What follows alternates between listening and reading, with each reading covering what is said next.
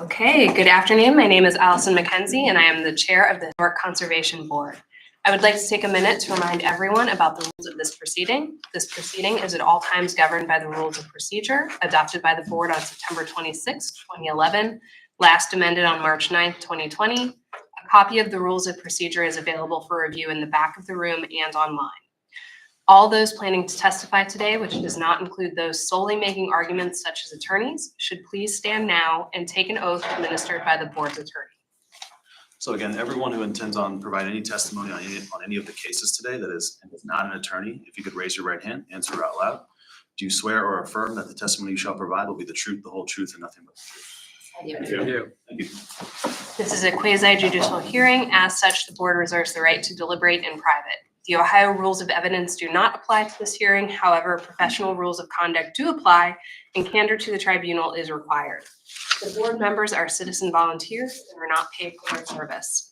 They are treated as public officials under Ohio law. Any attempt to influence them, including but not limited to bribery, intimidation, retaliation, which may include contacting their employer in an attempt to exert influence, is punishable as a crime.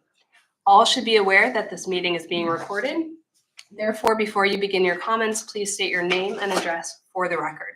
With that said, let's proceed with the first item. Mr. Owen? Thank you, Madam Chair. Item 1 is an application for a certificate of appropriateness and zoning relief at 75 Peach Street. This property is a freestanding detached garage that fronts on Clifton Avenue to the south of Peach Street.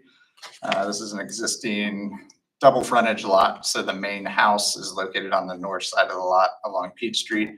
The detached garage is located on the rear along Clifton. So you can see in the image the current conditions of that garage. It is a non-contributing concrete block structure.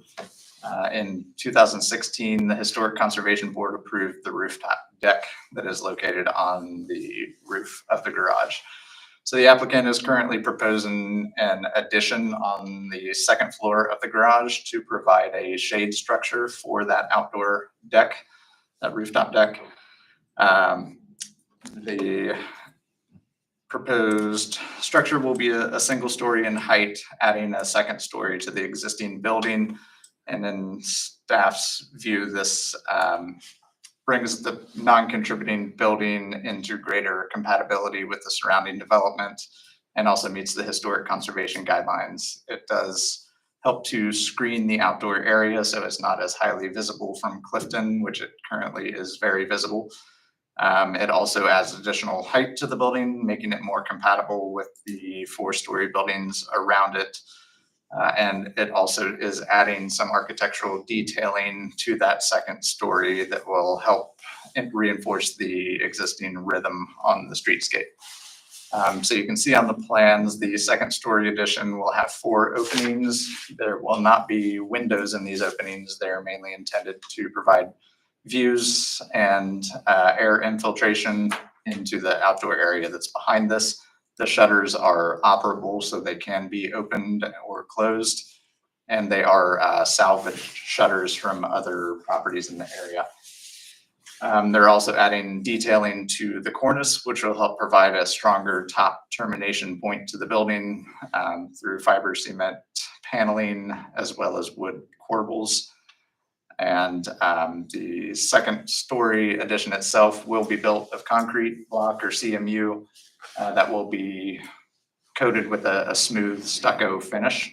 So staff typically does not recommend CMU or stucco as a finished material for buildings within Over the Rhine, but considering this is a non-contributing building and the existing garage currently is CMU construction, staff does not have an issue with those proposed materials. So with that being said, staff recommends the Historic Conservation Board take the following actions based on plans dated 10/31/2024. Approve a locational variance for the expansion of an legal non-conforming garage in the front yard. I should have explained that is an existing condition where the garage is only permitted in the rear yard because this is a double frontage lot. There is no rear yard, so expanding that requires that locational variance. Additionally, staff recommends approval of the certificate of appropriateness for 75 Peach Street with the condition that the building permits must be issued within 2 years or the COA shall expire. Thank you. It looks like we do have an applicant or two here, Ms. Estridge and Mr. West. Sorry if I butchered that. If you have something you'd like to add, please feel free to come up. Okay, great. Are there any questions or comments from the board? If there are none, I have no one else signed up, so I would entertain a motion. Madam Chair, I'd like to make a motion that we approve the zoning relief and certificate of appropriateness for 75 Peach Street as laid out by staff. Second. Mr. Zalesko? Aye. Ms. Smith Dobbins? Mr. Sunderman? Aye. Mr. Young? Aye. The chair votes aye. Thank you. Good luck. Thank you. We will move on to item number 2.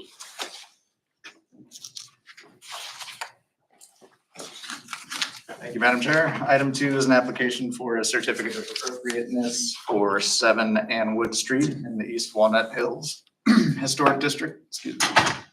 The property is an existing colonial revival building built in 1928. It's a single-family dwelling, and it has the character-defining features that a colonial revival style, including the door surround and curvature and the flanking windows around that entry. The applicant is proposing a covered porch addition on the front facade.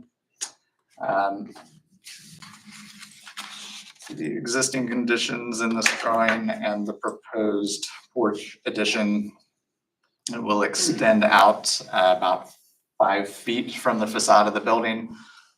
Staff initially had concerns with the application based on the initial plans that were submitted, which did include removing the decorative work around the existing door and having a closed gable on the porch that would obscure any of those character defining features that remained around that door. So the applicant did work with staff to figure out a way to retain those features on the building and also change to an open gable on the porch to allow views that will still be able to see that decorative work around the primary entry.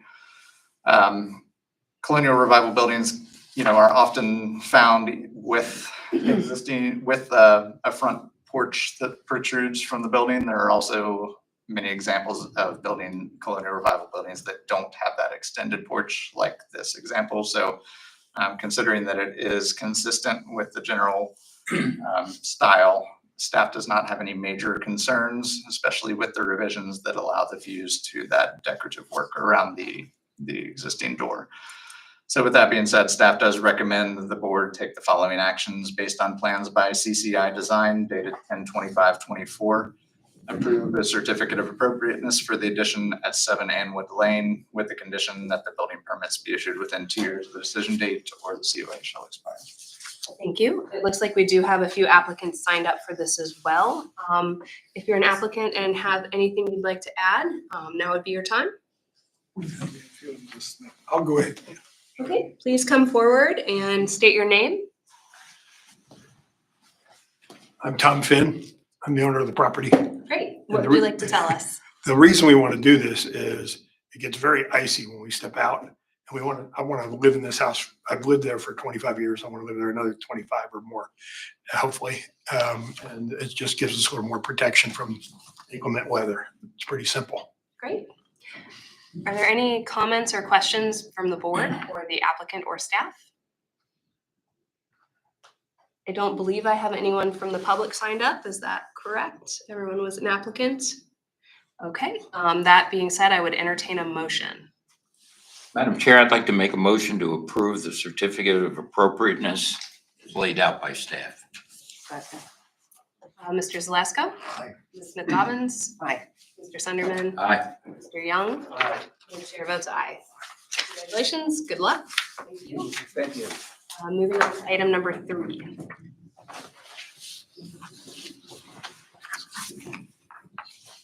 Thank you, Madam Chair. Item 3 is an application for a certificate of appropriateness for 845 Dayton Street in the Dayton Street Historic District.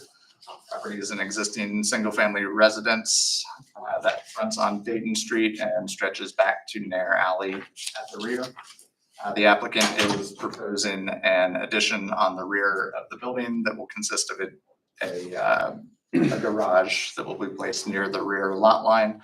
It will be connected to the main building by an enclosed breezeway. And the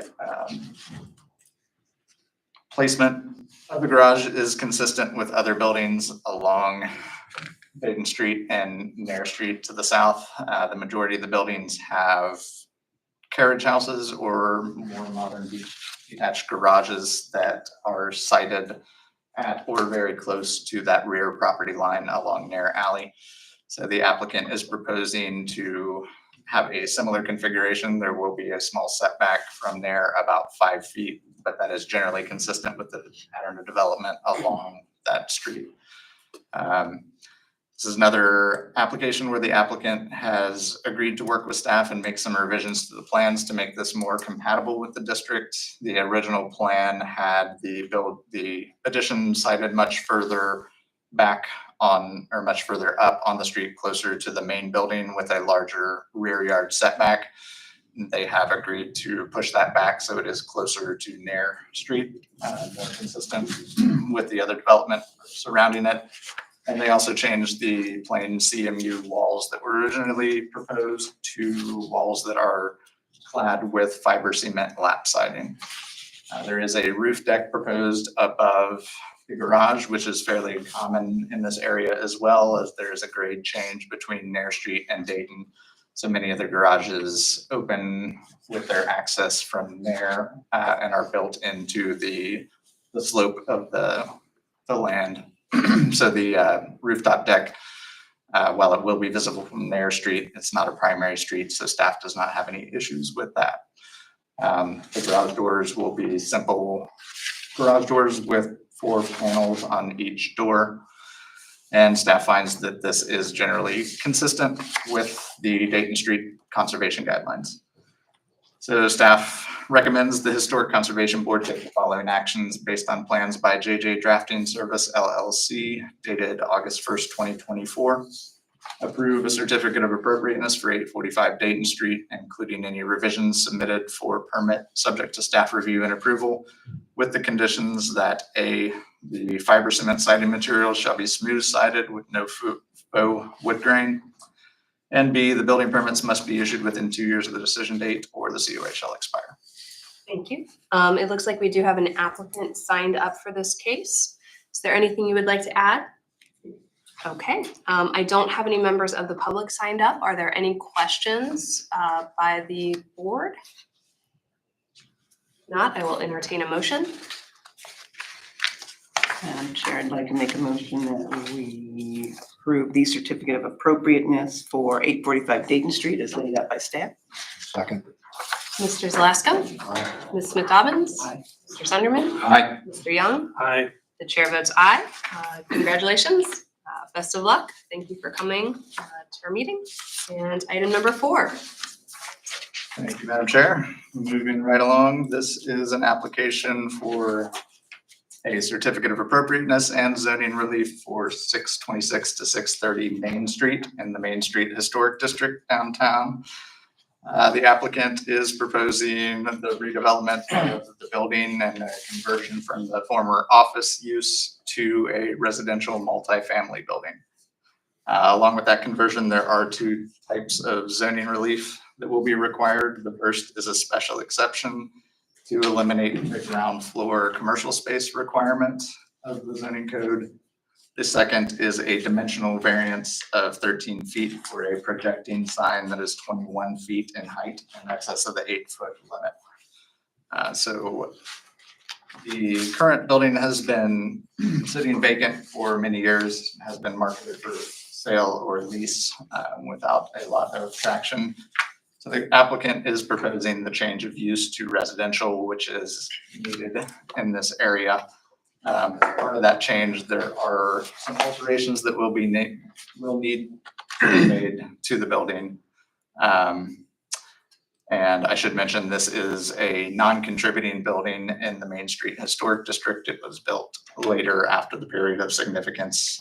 It was built in 1960, so it is non-contributing. And in staff's opinion, the proposed changes they are making to the building will bring it more in line with the surrounding historic district and the contributing buildings around it. There will be a light well that is created in the center of the building, so a portion of the roof will be removed, but this is a flat roof and that will not be visible from any exterior elevations. The other main change to the building are alterations to the windows, which currently are very squat windows. They're not very tall, and they were not meant to be something that is highly operational. I believe they are casement windows currently, so they are operational, but with the change to the residential, obviously the windows have a much more important use, and the larger size will help to bring in additional light and ventilation as well. So all of the windows that are on the primary Main Street elevation are proposed to be lengthened downward to provide a full-size window. And there are additionally 6 new window openings proposed for the southern bay of that elevation, which is currently a largely blank stone facade. So in the staff's review of this, staff finds that the enlarging of the windows is actually a change to the building that will make it more compatible with the surrounding architecture. It does help to increase the verticality of the building, which is otherwise largely horizontal in nature. And also the increased window size does align better with the adjacent historic buildings on either side. Another change to that front elevation that will help with the building's verticality is the addition of that projecting sign. So while this is a fairly large projecting sign, being 21 feet in height, where the zoning code limits projecting signs in this district to 8 feet, staff finds that that projecting sign, the height of it actually does help to, again, emphasize the verticality, especially of this southern bay of this building. And with the large scale of the building, staff feels that the additional height of the projecting sign does not overwhelm the building nor detract from any other significant views. So staff would be supportive of the projecting sign. It will be it will not be a cabinet sign where the entire box is lit, but only the letters will be lit. So it will not also have a large aesthetic impact based on the light coming from that sign. Additionally, on the front facade, there are awnings proposed above each of the windows. They will be aluminum awnings. It's a single continuous band along the upper level, and then the lower levels all have individual awning units that are integrated with the windows that will be placed in the building. Staff finds that these awnings are contemporary but compatible with the building itself and don't detract from the historic nature of the surrounding district. So also there is an awning over the main front door, similar style metal awning. So staff finds that these awnings are appropriate under the non-contributing guidelines. Rear elevation, you can see the additional window openings as well. The windows will also be altered on the side elevations to allow additional windows for all the new residential units that will be going in the building. And then finally, along both the rear and the front of the building, there are planters that will be placed to help define the front edge of that building. This building, unlike almost all of the other buildings in the Main Street district, does have a small setback from the street, about 6 feet. So by installing the planters along the property line, it provides that edge to the property that makes it more compatible with the surrounding buildings.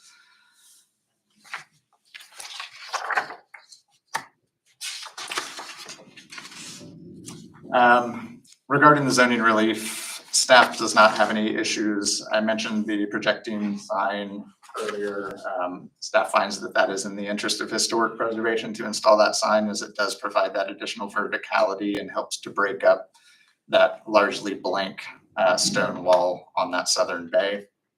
That, along with the new window openings, helps the building be more compatible. And then on the special exception for the ground floor commercial space, excuse me, a 60% minimum is required by the zoning code of commercial space along that frontage. However, considering that this building does not have a traditional storefront that is found on most other commercial buildings or mixed-use buildings in the district, staff finds that this special exception is reasonable to eliminate that requirement for ground floor commercial space. As I had mentioned, this building was marketed for sale or for lease for many years without finding a tenant. And the residential use that's proposed for the building will likely have a similar impact as the previous office use as far as interaction with the street. So staff is supportive of the zoning relief as well as the certificate of appropriateness, and recommends the board take the following actions based on the undated plans submitted with this application by New Republic Architecture. Approve the special exception for no ground floor commercial space. Approve a dimensional variance of 13 feet for the 21-foot high projecting sign. And also approve the certificate of appropriateness for 626 to 630 Main Street with the conditions that the building permits must be issued within 2 years of the decision date or the COA shall expire. Thank you. I do believe we have an applicant and an attorney signed up for this case. Would either of you like to add anything to what Mr. Owen has told us? Come forward and state your name. So I'm Graham Cowbley, New Republic Architecture. Thanks for allowing me to speak today. I just want to say that this isn't the first time we've studied this building for the owner. We've studied it going back to 2017. We've looked at it for office. The office market is pretty soft. We looked at it for an overbuild. The building is extremely complex in terms of an overbuild, but it's also kind of too expensive to tear down. So we kind of feel like we've kind of threaded that needle here with a use that puts residents on the street in terms of shopping in the neighborhood and sort of walking along the street, again to Doug's point about interacting with the street. And then the planter that was mentioned earlier along Main Street. Really, we're doing that as a little bit of defensive space measure.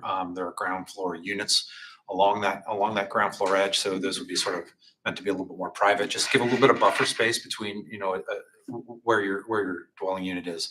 So yeah, we're happy to answer any questions, but look to hopefully get your support. Do we have a picture of what, I'm wondering about the metal awnings. Do we have a picture of what the metal awnings look like? They would be just sort of a pre-finished metal, probably something that's wrapped. We don't necessarily have a design in mind yet, like a product in particular.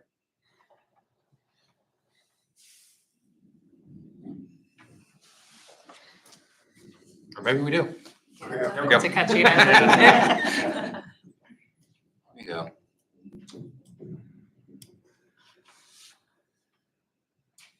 So those are going to be jetting out on the top of the windows? That one I think is for the canopy. I see that. We're trying to, so if you go back to the rendering, and I don't know if you can zoom in a little bit, but we're just trying to give these sort of very banal window openings a little bit more of a profile, a little bit more of a shadow line, a little bit more of a texture. Because if you look down Main Street, it's filled with texture. So this building is so sterile and so blank. We're trying to kind of give it that little bit of variety and texture with these sort of little sunshades on it.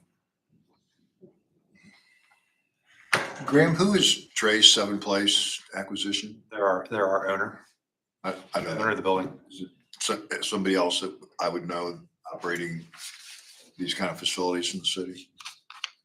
They're a property management company. We did They have other residential properties. you might remember, I was before the board a number of years ago for 630 or 126 West Sixth Street, the Reoccurred building, right by, I think it's Igby's. We did a 52 unit conversion of a Art Deco office building. They manage that property. They still manage that property. I don't know if they do or not anymore. And parking, I guess for these kind of tenants that you really don't, I don't think we're required to have parking, but I think we have a couple of convenience spaces in the back if you could refer to the site plan.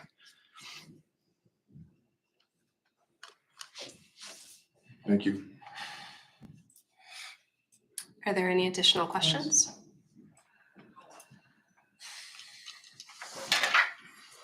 If there are none, I would entertain a motion.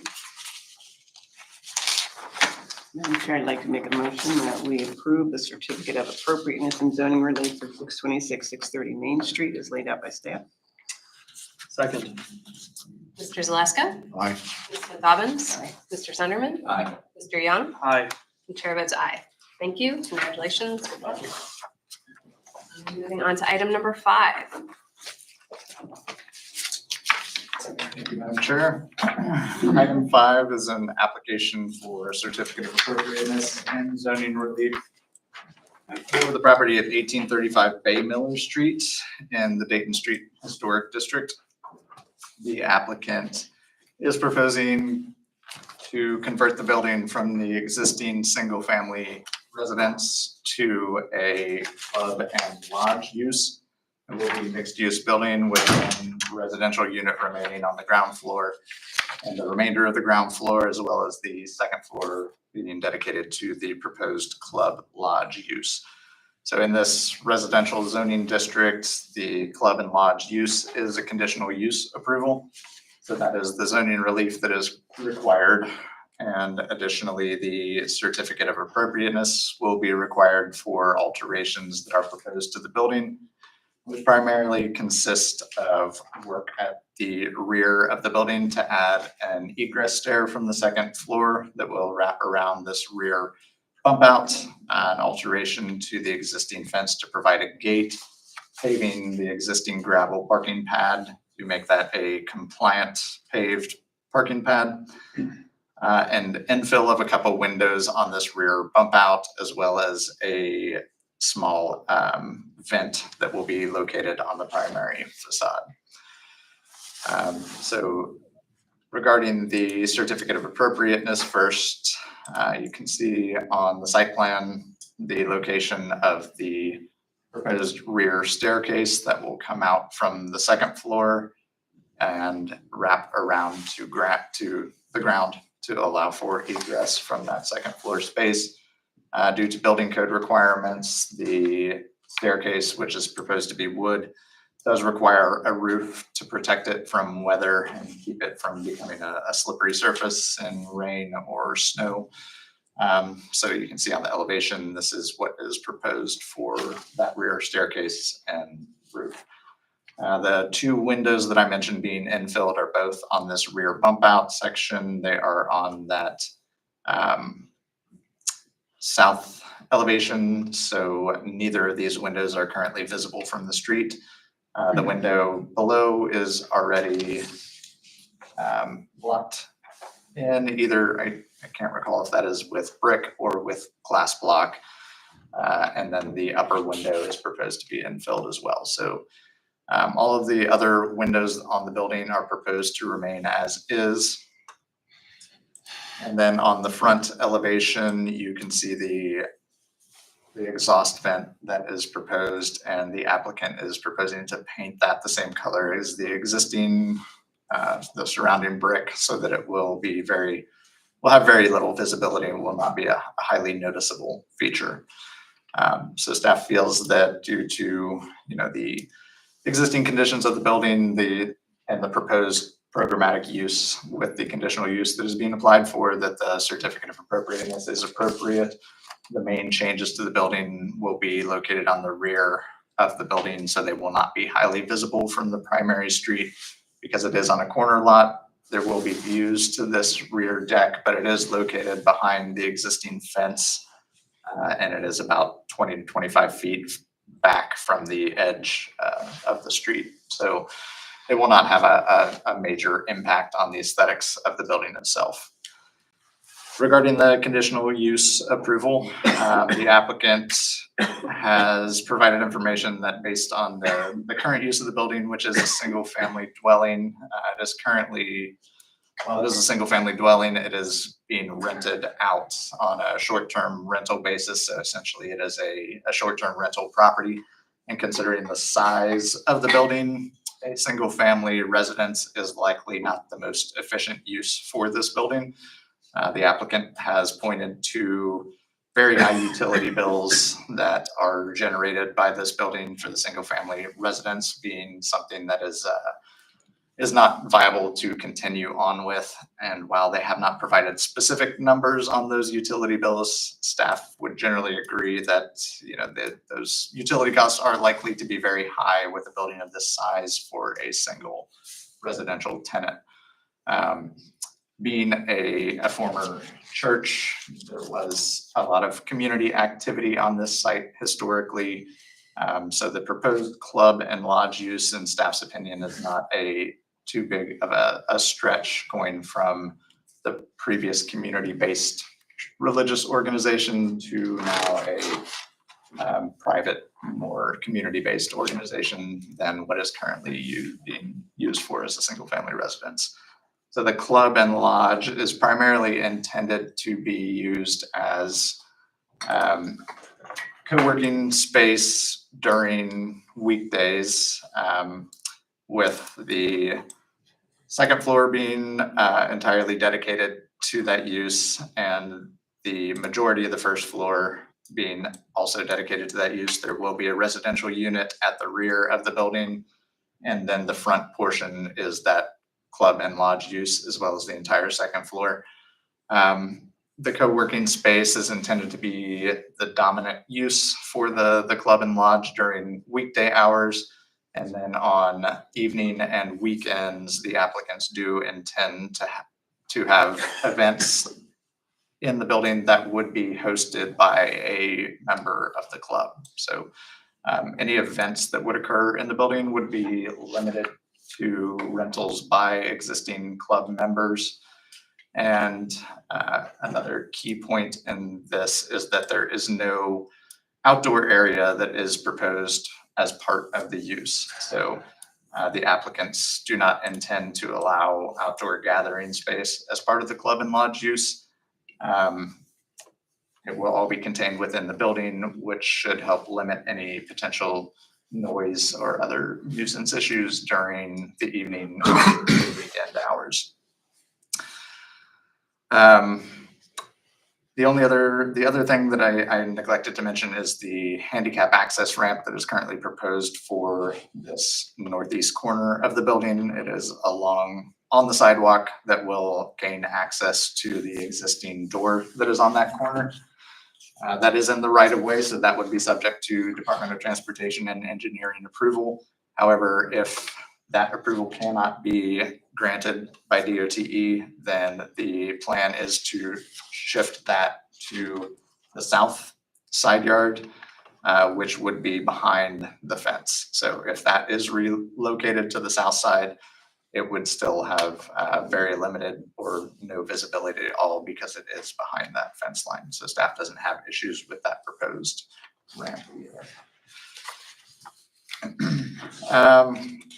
The applicant has also stated that while they are not providing any additional parking beyond the proposed parking pad on the site that currently exists,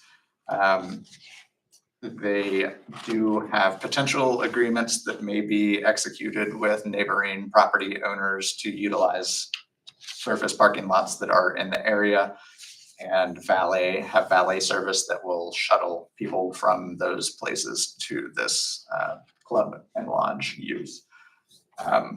There is also currently street parking that is available in the vicinity. So staff does not expect any major adverse effects based on the conditional use request. So with that being said, staff does recommend the board take the following actions based on plans by Tangent Architectural Group dated October 31st, 2024. approve a conditional use for the proposed club and lodge use with the following condition: that no outdoor assembly space is permitted as part of this approval. And recommends approval of the certificate of appropriateness for 1835 Bay Miller with the conditions that the relocation of the ADA ramp to the south elevation, if necessary, shall be approvable at the staff level. 2, the infilled window locations shall feature infill material inset a minimum of 1/2 inch to denote the location of the original opening. 3, the proposed 6-inch vent on the primary facade shall be painted to match the surrounding brick color. And 4, the building permits must be issued within 2 years of the decision date or the COA shall expire. Thank you.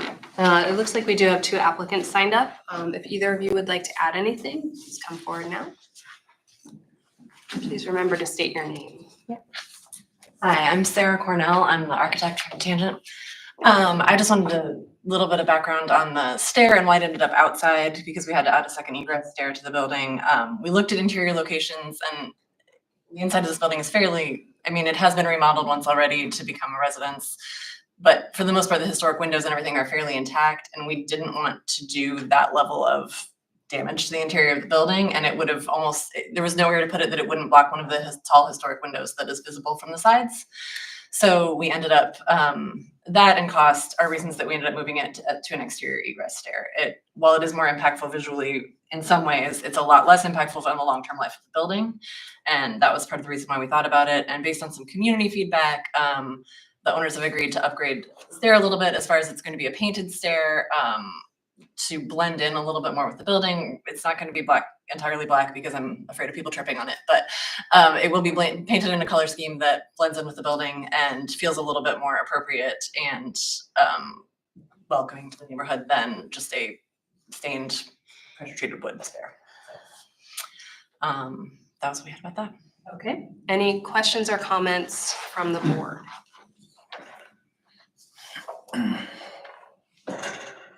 If not, I would entertain a motion.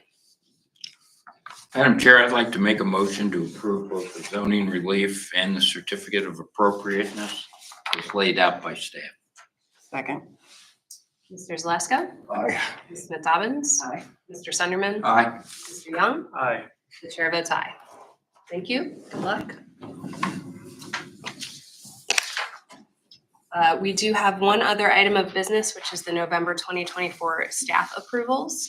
Were there any questions or comments on those? If not, I will entertain a motion on those. Madam Chair, I'll move to approve the November 2024 staff approvals. Mr. Zaleska? Aye. Ms. Smith-Dobbins? Aye. Mr. Sunderman? Aye. Mr. Young? Aye. The chair votes aye. Okay, I believe we have an announcement. Uh-oh. Emily, I'll let you take it. Yes. We wanted to share that since we last met, Doug Owen was awarded the City Manager's Excellence in Service Award for this year. So Hey. we're very proud of Doug, and we recognize the high volume of work that he does, that's high quality and timely and providing excellent customer service. And it was great to see the City Manager recognize that as well. Nice. Great. Very nice. Congratulations. Well deserved. Okay, is there anything else for today? If not, I will entertain a motion on adjournment. So moved. Second. All in favor? Aye. Aye. Thank you, everyone.